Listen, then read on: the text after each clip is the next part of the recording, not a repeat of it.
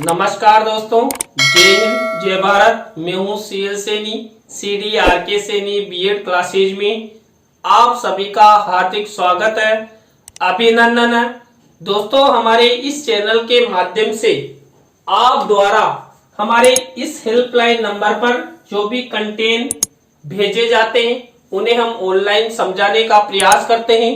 दोस्तों, आज की लाइव क्लास के अंतर्गत हम लेखन कौशल के लिए आवश्यक बातें देखिए। दोस्तों, जब हम लिखते हैं तो उस समय हमें कौन कौन सी आवश्यक बातों का, धातव्य बिंदुओं का ध्यान रखना चाहिए, तभी जाकर हम अच्छा लेखन कौशल का विकास कर सकते हैं, अच्छा लिख सकते हैं, हमारा लेख सुलेख हो सकता है। तो दोस्तों, आप सब बने रहें हमारे साथ, हमारे इस चैनल के साथ। और दोस्तों, यदि आप हमारे इस चैनल पर पहली बार आए हैं तो हमारे इस चैनल को सब्सक्राइब करें और पास ही बने बेल आइकन को जरूर दबावें। तो दोस्तों, यहाँ पर लेखन कौशल के लिए जो आवश्यक धातव्य बिंदु है, बातें हैं, वो कौन कौन सी है। तो यहाँ पर पहला बिंदु है, बालक को लिखना तभी सिखाएं जब वह लिखने में रुचि ले। दोस्तों, आपने देखा होगा जब बालकों का प्रवेश कराया जाता है तो उस समय बालकों को सबसे पहले पढ़ना सिखाया जाता है, बोलना सिखाया जाता है। तत्पश्चात जब छात्र लिखने में रुचि लेने लग जाता है तब बालक बालिकाओं को लिखना सिखाया जाता है। तो यहाँ पर पहला धातव्य बिंदु यही है, वही बालक लिख सकता है जिसमें रुचि हो। इसलिए यहाँ पर हमें बालक बालिकाओं को तभी लिखना सिखाना जाना चाहिए जब वो रुचि ले। इसके बाद दोस्तों, दूसरा बिंदु है, अक्षरों को सरल से कठिन के क्रम में लिखा जाना सिखाया जाए। जैसे प, व, र, भ आदि अक्षर पहले और सत्रज्ञ आदि कठिन अक्षर बाद में। दोस्तों, आप सब जानते हैं हमारा एक शिक्षण सूत्र है, सरल से कठिन की ओर। जब छात्र छात्राओं को लिखना सिखाया जाए तो हमें इस शिक्षण सूत्र का प्रयोग करना चाहिए। हम जब छात्रों को स्वर, व्यंजन और मात्राएं सिखाए जाए उस समय जो सरल व्यंजन है, स्वर है, उनको पहले लिखवाना चाहिए और कठिन जो स्वर व्यंजन है उनको बाद में लिखवाना चाहिए, जिससे छात्रों में लिखने के प्रति रुचि उत्पन्न हो। क्योंकि सरल स्वर और व्यंजनों को छात्र छात्रा आसानी से लिख देंगे तो उनमें रुचि जागृत होगी और वो ये सोचने लग जाएंगे, समझने लग जाएंगे कि हम स्वर और व्यंजन लिख सकते हैं। दोस्तों, इसके बाद वाक्य भी सरल से कठिन की ओर सूत्र के आधार पर लिखने सिखाया जाना चाहिए। दोस्तों, जब छात्र छात्रा लिख रहे हैं और लेखन कौशल में वो रुचि लेना चाहते हैं तो हमें यानी कि शिक्षक को सरल से कठिन की ओर सेंटेंस निर्माण करना बताना जाना चाहिए, लिखना सिखाना जाना चाहिए। क्यों? क्योंकि सरल से कठिन की ओर छात्र यदि चलते हैं तो अच्छा अधिगम होता है। आपने देखा होगा दोस्तों, हमें छात्र छात्राओं को सबसे पहले बिना मात्रा वाले सेंटेंस सिखाते हैं। फिर जब बिना मात्राओं वाले सेंटेंस बालक लिखना सीख जाते हैं तो मात्राओं संबंधी जो सेंटेंस होते हैं उन सेंटेंसों को छात्रों को सिखाया जाता है। नेक्स्ट बिंदु है, अध्यापक को चाहिए कि वह बालक के लिखने की गति पर प्रारंभ में ध्यान न देकर अक्षरों, शब्दों और वाक्यों की शुद्धता पर ध्यान दे। दोस्तों, आप सब जानते हैं कि लेखन कौशल अच्छा भी होना चाहिए, स्पष्ट भी होना चाहिए और धारा प्रवाह के साथ लिखा होना चाहिए। लेकिन जो प्रारंभिक कक्षाएं होती है, इन प्रारंभिक कक्षाओं में छात्र छात्राओं पर विशेष रूप से ध्यान देना चाहिए। जो भी वो लिख रहे हैं, वो अक्षर लिख रहे हैं या शब्द लिख रहे हैं या वाक्य लिख रहे हैं, वो शुद्ध होने चाहिए। देखिए, बालक को जो जो लिखने का अभ्यास होता है वैसे वैसे उस अभ्यास के द्वारा बालक का लिखने का धारा प्रवाह है वो तो तेज हो जाता है, लेकिन यदि बालक ने अशुद्ध लिखना सीख लिया तो उसको सुधारा नहीं जा सकता। इसलिए सबसे पहले बालकों को यहाँ पर शुद्धता पूर्वक लिखने पर विशेष रूप से ध्यान देना चाहिए, जिससे वो फ्यूचर कृत अक्षरों को लिखने में किसी भी प्रकार की कोई अशुद्धि ना करे। प्रारंभ में अक्षरों का आकार बड़ा होना चाहिए, धीरे धीरे अक्षरों के आकार छोटे किए जाए। दोस्तों, जब बालक बालिका स्कूलों में अपनी स्लेट पर लिखते हैं या श्याम पट पर लिखते हैं या अभ्यास पुस्तिका में लिखते हैं, तो छात्रों को सबसे पहले बड़े अक्षरों के रूप में लिखवाना जाना चाहिए। क्यों? क्योंकि यहाँ पर बड़े अक्षर लिखने से छात्र उन्हें आसानी से लिख लेते हैं और धीरे धीरे जब शिक्षक को पता लग जाए कि बालक अच्छी तरह स्वर, व्यंजन और मात्राएं लिखने लग गए हैं, तो उन्हें यहाँ पर अक्षरों को छोटा रूप लिखने के लिए कह देना चाहिए, जिससे छात्र जो हमारी भाषा है उस भाषा के धारा प्रवाह के रूप में लिखे और अक्षरों में एक रूपता आए, समानता आए। बालक के मन में लिखने के प्रति उदासीनता नहीं होनी चाहिए।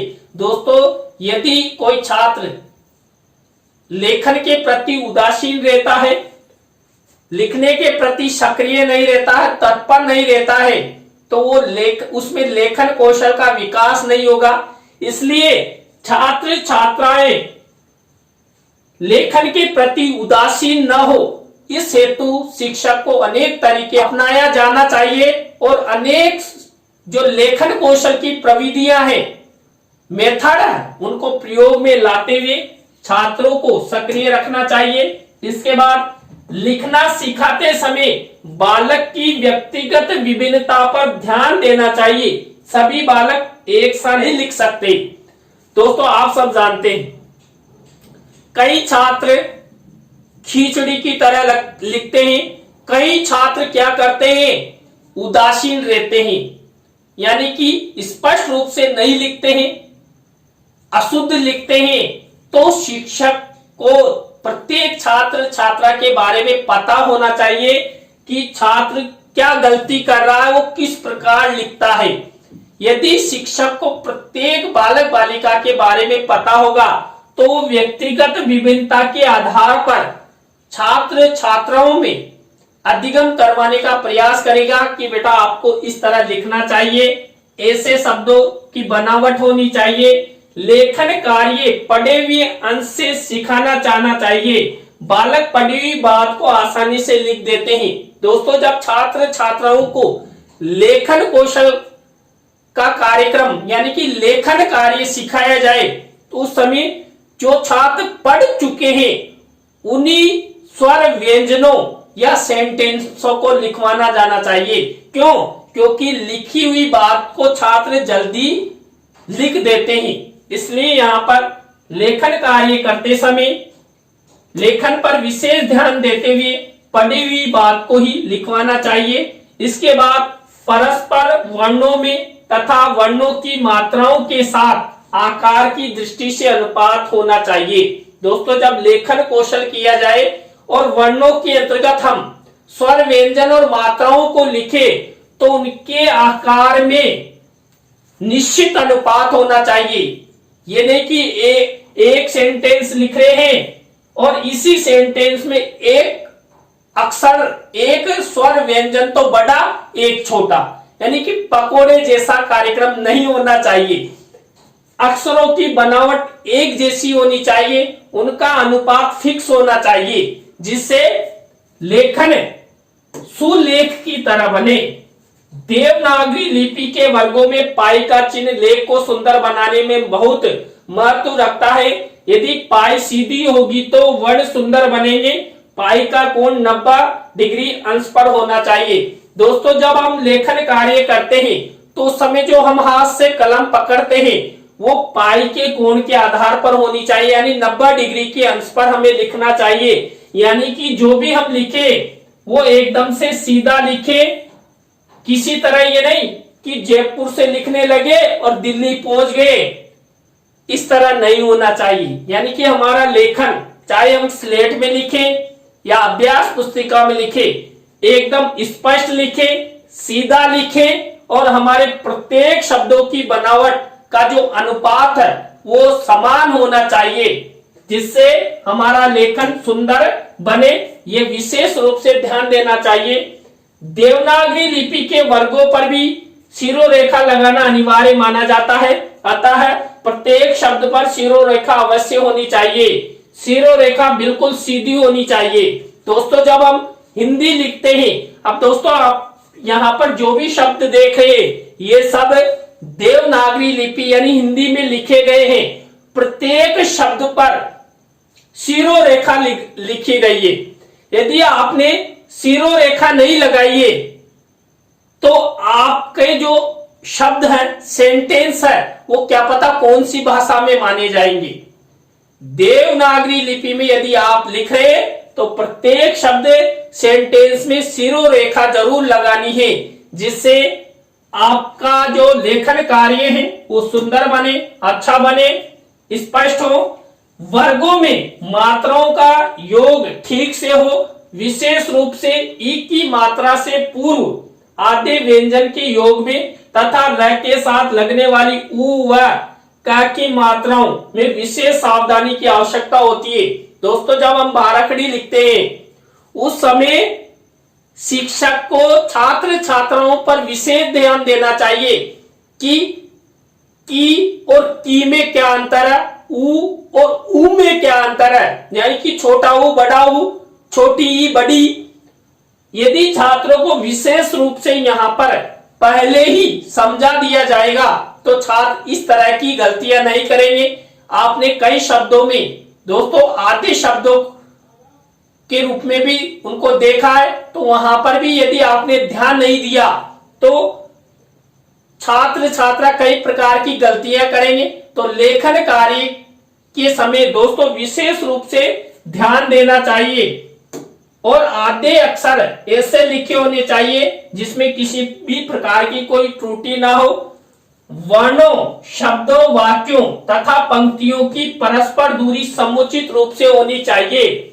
यह दूरी ना तो बहुत अधिक हो और ना ही बहुत कम हो। दोस्तों यहाँ पर दो पंक्तियों के बीच में जो स्थान होता है ये समान होना चाहिए। ये नहीं कि यहाँ पर तो इतना सा समान स्थान है और फिर इधर जगह छोड़ दिए फिर दूर लिख दिए।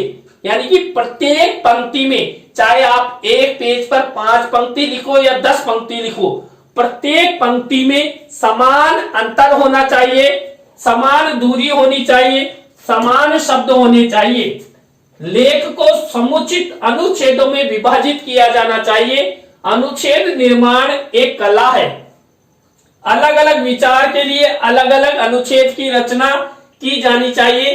ध्यान रहे न तो एक ही विचार के लिए कई अनुच्छेद बनाए जाए और न ही एक अनुच्छेद में कई विचारों का समावेश हो।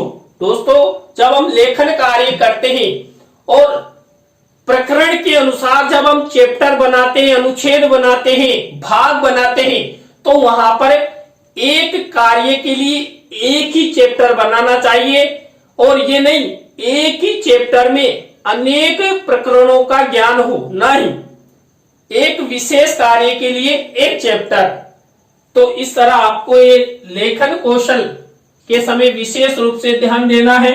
लिखते समय पृष्ठ के बाईं ओर उचित हाशिया छोड़ा जाना चाहिए, जिससे यदि लिखते समय कोई लिखने से रह जाता है तो बाद में उस जगह लिखा जा सके, इसलिए बाईं ओर हमें स्थान छोड़ देना चाहिए।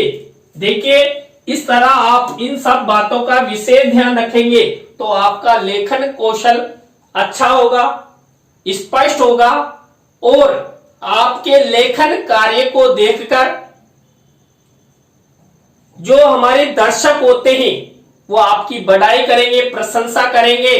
तो इसलिए हमें लेखन कौशल अच्छा करना चाहिए। तो दोस्तों आज की लाइव क्लास के अंतर्गत हमने लेखन कौशल के लिए आवश्यक बातें, धातव्य बिंदुओं के बारे में आपसे चर्चा की। आज की लाइव क्लास आपको कैसी लगी कमेंट्स में हमें जरूर बताएं। अच्छी लगी हो तो लाइक करें, कमेंट्स करें और शेयर जरूर करें दोस्तों। और आप सब इसी तरह हमारे चैनल का सपोर्ट बनाए रखें और दोस्तों आप भी चाहते हैं कि सैनी सर द्वारा हमारे BEd, DEd, BA, BEd, BSc, BEd या एमएड के टॉपिकों को ऑनलाइन माध्यम से समझाया जाए, तो दोस्तों आप हमारे इस हेल्पलाइन नंबर पर हमसे जरूर कांटेक्ट करें। तो दोस्तों आज की लाइव क्लास में बस इतना ही। न्यू लाइव क्लास के साथ हम आपसे फिर मिलेंगे CDRK सैनी बीएड क्लासेज में CL सैनी के साथ। जय हिंद, जय भारत, राम नाम सा।